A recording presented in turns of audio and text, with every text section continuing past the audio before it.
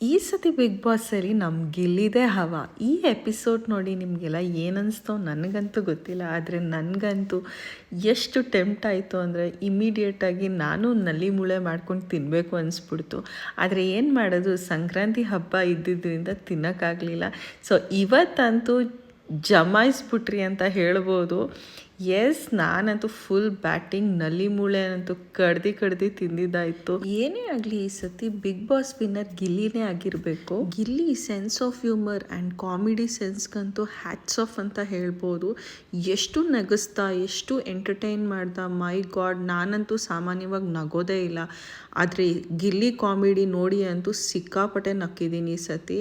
ಇವತ್ತಂತೂ ನನ್ನ ವಾರ್ಡ್ರೋಬ್ ಕ್ಲೀನಿಂಗಲ್ಲೇ ಅರ್ಧ ದಿವಸ ಕಳೆದ್ಬಿಟ್ಟೆ. ನಮ್ಮ ಹೆಣ್ಮಕ್ಳ ಹತ್ರ ಎಷ್ಟೇ ಬಟ್ಟೆ ಇದ್ರೂ, ಯಾವುದೇ ಮದುವೆ ಆಗಲಿ ಫಂಕ್ಷನ್ ಬಂತು ಅಂದರೆ ನಾವು ಹೇಳೋದು ನಮ್ಮ ಹತ್ರ ಬಟ್ಟೆ ಇಲ್ಲ ಅಂತ. ಆದರೆ ನೋಡಿದ್ರೆ ಕಬೋರ್ಡ್ ತುಂಬ ಇರುತ್ತೆ. ಒಂದಲ್ಲ, ಎರಡಲ್ಲ, ಮೂರಲ್ಲ, 4 ಕಬೋರ್ಡ್ ತುಂಬ ಬಟ್ಟೆ ಇದ್ದರೂ ನಮಗೆ ಸಾಕಾಗಲ್ಲ. ಇದೆಲ್ಲ ಕೆಲಸ ಮುಗಿಸ್ಕೊಂಡು ಮೈ ಹ್ಯಾಪಿ ಪ್ಲೇಸ್ ಬುಟಿಕ್ ಹೋಗಿ ಬುಕಿಂಗ್ಸ್ ತೊಗೊಂಡೆ. ಇವತ್ತು ವಾಪಸ್ ಮನೆಗೆ ಬಂದು ಇವ್ರನ್ನೆಲ್ಲ ವಾಕಿಂಗ್ ಮಾಡಿಸಿ ನನ್ನ ದಿನ ಎಂಡ್ ಮಾಡ್ತಾಯಿದ್ದೀನಿ.